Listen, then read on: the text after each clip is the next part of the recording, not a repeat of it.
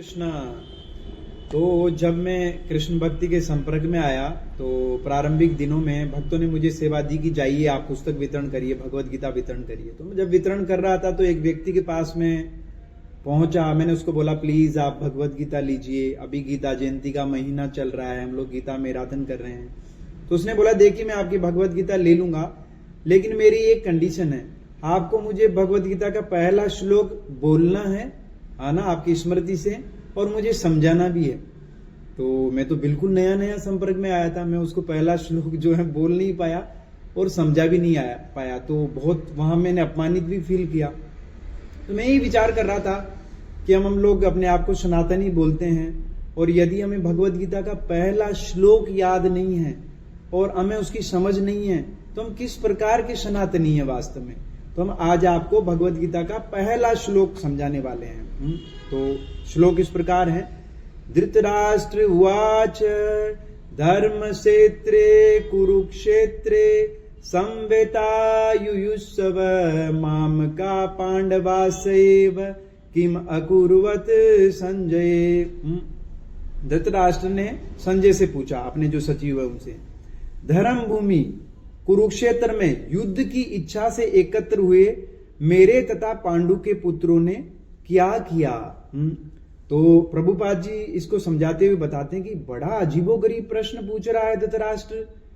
जरा विचार करिए, कोई व्यक्ति बहुत भूख से व्याकुल है और खाने के लिए वो जो है एक पकवानों से सजी हुई प्लेट के आगे बैठ गया है।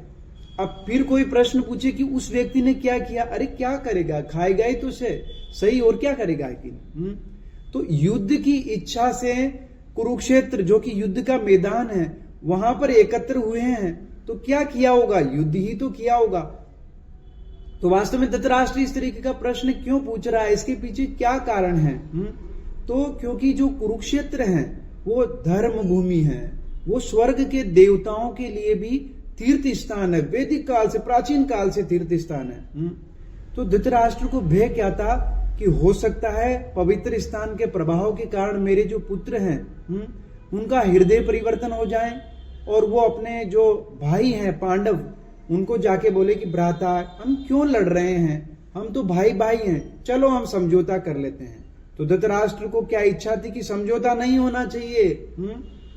मेरे पुत्र तो 100 हैं, पांडव तो 5 हैं, मेरे पुत्रों के पास तो विशाल सेना है। उनके पक्ष में भीष्म, द्रोण, कर्ण, कृपाचार्य जैसे अजय योद्धा है जो युद्ध भूमि में कभी पराजित नहीं हुए। तो इनकी विजय निश्चित है, तो पांडवों को कुछ भी नहीं मिलना चाहिए। उनकी पराजय तो निश्चित है, तो समझौता नहीं होना चाहिए। इसलिए धृतराष्ट्र जो है अपने सचिव से पूछ रहा है कि उन्होंने क्या किया है। कि वास्तव में वैदिक परंपरा रही है। वैदिक काल में क्या होता था, जैसे दो पक्षों में कभी झगड़ा होता था तो दोनों पक्ष किसी कोर्ट में जाने की जरूरत नहीं होती थी, वो भगवान के मंदिर में जाते थे और श्री कृष्ण के विग्रह के समक्ष जो है कोई असत्य नहीं बोल पाता था, दोनों पक्ष सत्य सत्य बोलते थे और उनके बीच जो है समझौता हो जाता था, है कि नहीं, ना। तो धृतराष्ट्र को भी यही भय लग रहा है। दूसरी, धृतराष्ट्र को यह भी आशा थी कि हो सकता है पांडव जो है अपने दावे का त्याग कर दें, है ना, और भाई हम तो चलो वन में चले जाते हैं और हम तो वनवासी के रूप में जी लेंगे और पूरा राज्य आप ही संभालो, है कि नहीं। तो धृतराष्ट्र की इस प्रकार की मनोवृत्ति के कारण जो है धृतराष्ट्र ये प्रश्न पूछ रहा है वास्तव में। उसकी मनोवृत्ति देखिए इस श्लोक में प्रकट हो रही है। माम का पांडवासेव, मेरे पुत्र जो 100 कौरव हैं वो क्या है, वो मेरे पुत्र है। ये पांडु जो है ये मेरे भ्राता के पुत्र है। वास्तव में पांडु महाराज का तो स्वर्गवास हो चुका है, तो इस विचार से वो भी उसी के पुत्र हैं पांचों, उसको अपने पुत्रों के समान ही उसको मानना चाहिए, है ना। तो इस कारण से अपने सचिव से वो इस प्रकार से पूछ रहा है। तो ये पहला श्लोक है भगवत गीता का 1.1, पहला अध्याय, पहला श्लोक। हरे कृष्णा।